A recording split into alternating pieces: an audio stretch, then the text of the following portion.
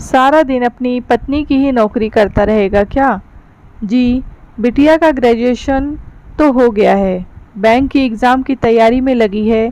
एक बार एग्ज़ाम दे चुकी है, लिखित परीक्षा तो पास हो गई पर इंटरव्यू राउंड क्लियर ना कर सकी। अब फिर से दुगनी तैयारी के साथ एग्ज़ाम देगी।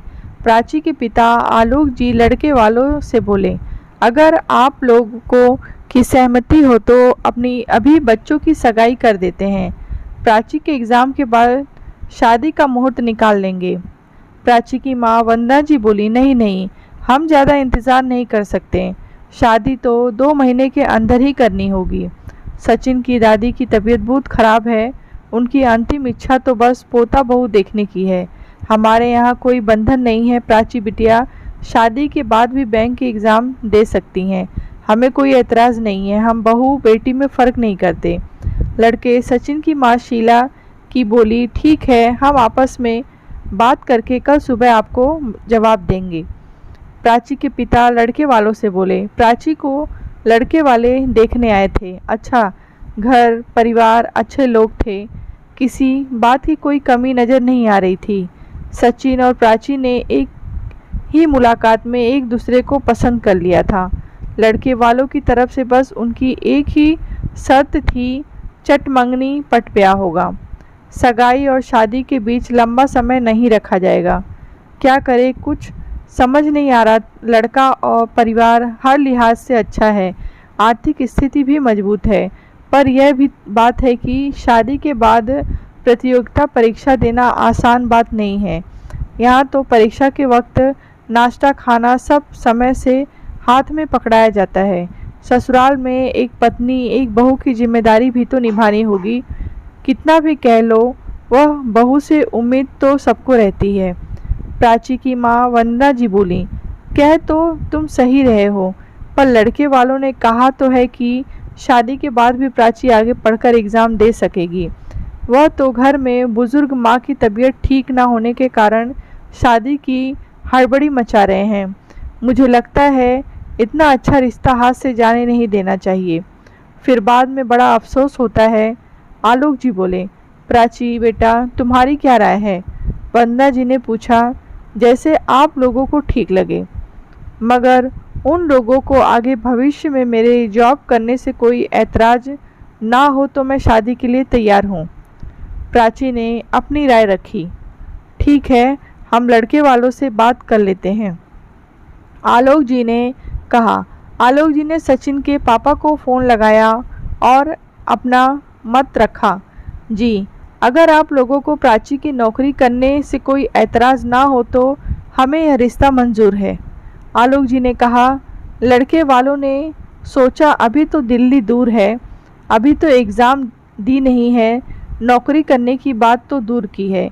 लड़के वाले भी अपने समाज की इतनी सुंदर सुशील संस्कारी अच्छे ख़ानदान की पढ़ी लिखी लड़की को खोना नहीं चाहते थे, इसीलिए उन्होंने प्राची की बात मानते हुए शादी के लिए हाँ कर दी।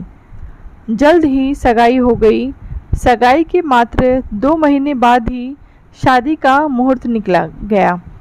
12 महीने शादी की तैयारी में पंख लगाकर उड़ गए। प्राची शादी के बाद ससुराल की दहलीज पर कदम रखती है। शादी के कुछ समय तो घूमने फिरने में निकल गए। शादी में ली गई छुट्टियों के बाद सचिन ने भी नौकरी पर जाना शुरू कर दिया। सचिन ने MBA किया था, वह एक मल्टीनेशनल कंपनी में जॉब करता था। प्राची बहुत काबिल थी, वह अपने पाँव पर खड़ा होना चाहती थी। वह ससुराल में घर के काम के साथ साथ अपनी पढ़ाई के लिए वक्त निकाल लिया करती थी। उसकी पढ़ाई से किसी को कोई परेशानी नहीं होती थी, पर ससुराल में किसी को भी अंदाज़ा नहीं था कि बैंक की बड़ी पोस्ट के लिए आदर्श सुसंस्कारी बहू प्राची का चयन भी हो सकता है। वह दिन भी आ गया जब प्राची को अपनी मेहनत का सबूत देना था, यानी एग्ज़ाम का दिन आ गया। कैसा गया पेपर? पति सचिन ने प्राची से पूछा। अच्छा हुआ, प्रीलियम तो हो गए, अब मेंस की तैयारी में भी करनी है। पीओ एग्ज़ाम में इंटरव्यू भी होते हैं, प्राची ने कहा। सचिन प्राची को एग्ज़ाम सेंटर लेने छोड़ने का काम कर देता था। अरे सचिन, आज सारा दिन अपनी पत्नी की ही नौकरी बजाता रहेगा क्या? कल को बड़ी बैंक अधिकारी बन गई तो ना तेरे ऊपर ध्यान देगी, ना घर द्वार संभालेगी। प्राची की सास शीला जी सचिन से बोली। शीला जी के तो सोच सोचकर अभी से हाथ पांव फूलने लगे कि बहू रानी अगर ऑफिस निकल गई तो घर के काम कौन करेगा, और अगर बड़ी बैंक अफसर बन गई तो कोई भी किसी की इज्जत भी नहीं करेगी, पलट कर जवाब देगी। कहीं बड़ी अफसर बन गई तो मेरे बेटे की इज्जत कम ना हो जाए। पत्नियां तो पति से हमेशा नीचे की पद में ही अच्छी लगती हैं। रिजल्ट का दिन भी आ गया। प्राची ने एक पड़ाव पार कर लिया। अब लिखित परीक्षा में पास हो गई। उसका मनोबल बढ़ गया, लेकिन ससुराल वाले उसकी कामयाबी से ज़्यादा खुश नहीं थे, सिवाय उसकी दादी सास कलावती जी के। प्राची दादी सास कलावती जी को खूब सेवा करती। कलावती जी भी उसे खूब आशीष देती। कलावती जी जो आदर सम्मान अपनी बहू से मिलना चाहिए था वह उनकी पोता बहू से उन्हें मिल रहा था। कलावती जी प्राची की सफलता के लिए भगवान से दुआएं मांगती। प्राची के आने से कलावती जी खुश रहने लगी। उनकी तबीयत में अब सुधार होने लगा। प्राची की सास प्राची की सफलता से डरने लगी। तब सचिन कहता है, अरे माँ, बैंक की बड़ी पोस्ट पाना इतना आसान नहीं है। हजारों लोग टक्कर में खड़े रहते हैं। 2-4 एग्ज़ाम दे देने दो, धक्के खा दो, फिर एग्ज़ाम देने आगे पढ़ने का भूत हमेशा के लिए उतर जाएगा। चुपचाप घर में बैठकर गृहस्थी संभालेगी, नहीं तो भविष्य में कहेगी कि आप लोगों ने मुझे पढ़ाया नहीं, मैं तो बड़ी काबिल थी। आप चिंता मत करो, कोई नौकरी वोकरी नहीं मिलने वाली। सचिन ने माँ से कहा। प्राची के लिखित परीक्षा में पास होने के बाद ससुराल वालों का उसके प्रति व्यवहार बदलने लगा। अब ना पति से सहयोग मिलता, ना सास से। सबके सहयोग के बिना प्राची ने निश्चय कर लिया था कि वह अपनी योग्यता और परिश्रम को बेकार जाने नहीं देगी। प्राची बिना किसी बहसबाजी और तर्क के घर और पढ़ाई दोनों जिम्मेदारी बखूबी निभाती। लोगों का विरोध करने के बजाय अपने लक्ष्य पर ध्यान केंद्रित करना बेहतर समझा। किस बात की सजा दी जा रही थी प्राची को समझ ही नहीं आ रहा था। आपने ही बेगाने जैसा व्यवहार करने लगे थे। हर काम में कमी निकालना और प्राची को गलत साबित करने में सब लग जाते हैं। बेमतलब के फालतू के कामों में उसे उलझाए रखते, जिससे उसको पढ़ने का समय ही ना मिल सके। प्राची के सामने दोगले लोगों के असलियत सामने आ गई। प्राची का पति सीधे सीधे कुछ नहीं कहता, पर प्राची के सामने ऐसी स्थिति उत्पन्न कर देता कि उसका अपने लक्ष्य के प्रति ध्यान केंद्रित ही ना कर सके। इतने विरोध के बावजूद प्राची की मेहनत और दादी के आशीर्वाद से प्राची का चयन सरकारी बैंक अधिकारी के रूप में हो गया। ससुराल में किसी की यकीन ही नहीं हो रहा था कि इतनी अड़चन डालने के बाद भी प्राची ने सफलता हासिल कर ली। सबके सहयोग के बिना प्राची ने नौकरी ज्वाइन कर ली। उसे पति और सास ने तरह तरह के डराने की कोशिश की। उन्हें लगा प्राची घबराकर रास्ता बदल देगी। अरे, घर 6 किलोमीटर दूर है बैंक से, रोज़ 12 किलोमीटर का सफ़र करना होगा। मेरी माँ इस उम्र में घर के काम कैसे करेगी? कोई मेहमान वगैरह आया तो उनकी आवभगत कौन करेगा? तुम्हें भी घर की जिम्मेदारियों के साथ अपनी नौकरी करना पूरी तरह से थका देगा। तुम्हारी सेहत पर असर पड़ेगा। पति ने हर तरह से प्राची को समझाने की कोशिश की, लेकिन प्राची किसी भी कीमत पर अवसर को गंवाना नहीं चाहती थी। वह जानती थी कि अगर लक्ष्य सही है तो बस आगे बढ़ो, पीछे तो कतार वक्त के साथ आ ही जाती है। सचिन रिश्ते में अपने कंट्रोल को बनाए रखने के लिए हमेशा प्राची को महसूस कराते कि वह घर और बैंक ढंग से संभाल नहीं सकती। एक दिन प्राची ने पति, सास, ससुर सबसे कहा, मैं आपसे कुछ कहना चाहती हूँ। आशा करती हूँ कि आप लोग मुझे धैर्य के साथ सुनेंगे। जिस तरह एक बहू से ससुराल वालों को उम्मीद रहती है, उसी तरह एक बहू को भी परिवार से कुछ उम्मीद होती है। हजारों सपने, हजारों उम्मीदों के साथ एक लड़की अपने माता पिता का आंगन छोड़कर, अपने परिवार को छोड़कर ससुराल आती है। उसे भी उम्मीद होती है कि नया परिवार उसे अपनाएगा, उसकी खुशी में खुश होगा। लेकिन अफसोस, तन मन से सेवा करने के बाद भी ससुराल वाले उसे अपनाते नहीं हैं।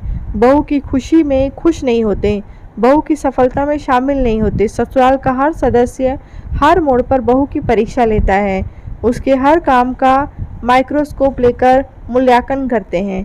सचिन भी जी, हमारी शादी के तुरंत बाद जब हमारी कंपनी को एक नया प्रोजेक्ट मिला था, उस प्रोजेक्ट का आपको हेड बनाया गया था। तब से आपकी तरक्की में कितना खुश हुई थी। आप काम में अपना बेस्ट दे सकें, इसीलिए हर तरह के तनाव को आपसे दूर रखने की कोशिश करती थी। आपको एम्प्लॉय ऑफ द ईयर का अवार्ड दिया गया। खबर सुनते ही मैंने सबसे पहले भगवान के आगे शुक्राना का दिया लगाया।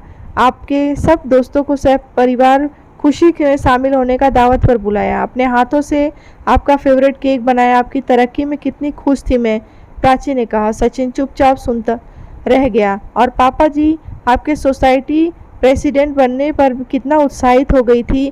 हर रविवार को हमारे घर होने वाली मीटिंग में खुशी खुशी सबके लिए चाय नाश्ते की व्यवस्था करती हूँ, क्योंकि मैं सबके सामने आपका मान रखना जानती हूँ। सोसाइटी में मनाए जाने वाले हर एक कार्यक्रम की रूपरेखा बनाने में आपका पूरा सहयोग करती हूँ, ताकि आपकी प्रेसिडेंटशिप की सब तारीफ कर सकें। और मम्मी जी, आप हमारे समाज की महिला मंडल की सेक्रेटरी की पोस्ट के लिए चयनित हुई। मैं आपके लिए कितना खुश थी। टीम डिक्लेयर के समय खुशी खुशी आपकी कितनी फ़ोटो अपने कैमरे में कैद की। मैंने धन्यवाद स्पीच तैयार करने में आपकी मदद भी की थी। मैंने आपको हमेशा प्रोत्साहित किया, ना कि आपके सामने रुकावट पैदा की। आप लोग मेरी सफलता से परेशान क्यों हैं, मेरी खुशी में खुश क्यों नहीं हैं? मैं नौकरी के चक्कर में अपनी घरेलू जिम्मेदारियों से मुंह नहीं मोड़ना चाहती। मैं घर और नौकरी दोनों पर ध्यान देना चाहती हूँ। बस मुझे आप लोगों का थोड़ा सहयोग चाहिए। मैं भी आपके परिवार का हिस्सा हूँ, तो अपने परिवार से सहयोग की मांग रखना गलत है क्या? मेरा परिवार अभी भी मेरी प्राथमिकता है, पर मुझे अपनी पहचान बनाने का मौका मिला है, तो मैं इस अवसर को गंवाना भी नहीं चाहती। मुझे मेरे परिवार के साथ साथ अपनी शिक्षा का उपयोग करने का अवसर मिल जाए तो मैं संतुष्ट जीवन जी सकती हूँ। ऐसा अवसर बहुत कम लोगों को मिलता है। यह सब आप लोगों के सहयोग के बिना संभव नहीं है। ससुराल वालों के सहयोग न मिलने के कारण कई काबिल औरतों को अपने करियर या शादी में से किसी एक को चुनना पड़ता है, जिससे वे किसी भी परिस्थिति में खुश नहीं रह सकती। सचिन जी, अगर पत्नी भी नौकरी करती है, समान रूप से जिम्मेदारी निभाती है, तो खर्चे वहन करने के साथ साथ बचत भी की जा सकती है। बहू भी परिवार का हिस्सा होती है, उसकी खुशी का ध्यान रखना भी ससुराल वालों का फर्ज होता है। प्राची ने कहा। हाँ प्राची, तुम बिल्कुल सही कह रही हो। जब एक पत्नी अपने पति की छोटी से छोटी कामयाबी पर खुश हो सकती है, तो एक पति पत्नी का सपोर्ट सिस्टम क्यों नहीं हो सकता? जीवन साथी का मतलब ही है कि जीवन के हर मोड़ पर साथ देना, सहयोग करना, खुशी हो या गम एक दूसरे के साथ खड़े रहना। अब मैं तुम्हारे सपनों की राह में रुकावट नहीं बनूंगा। सचिन ने कहा। हाँ बहू, तुमने सही कहा है। हम एक परिवार हैं। सास ससुराल में बहू की माँ होती है। जिस तरह एक माँ अपने बेटे की कामयाबी में खुश होती है, उसी तरह उसे बहू की कामयाबी में भी खुश होना चाहिए। अब प्राची के ससुराल में सब रुकावट बनने की बजाय प्राची का यथासंभव सहयोग करने लगे, क्योंकि सब समझ चुके थे कि बहू भी परिवार का महत्वपूर्ण सदस्य है। जिस तरह बहू ससुराल के प्रत्येक सदस्य की तरक्की में अपना पूर्ण योगदान देती है, उनकी खुशियों में खुश होती है, उसी तरह ससुराल वालों को भी बहू का सहयोग करना चाहिए। दोस्तों, शादी के वक्त ससुराल वालों के लड़की वालों से किसी भी प्रकार का झूठ नहीं बोलना चाहिए। शादी के बाद बहू परिवार का हिस्सा होती है। उसकी व्यक्तिगत तरक्की में भी उसका सहयोग करें, ना कि उसके लिए जानबूझकर रुकावट पैदा करें। कहानी आपको कैसी लगी है कमेंट बॉक्स में ज़रूर बताएं। कहानी अच्छी लगी हो तो लाइक करें, शेयर करें।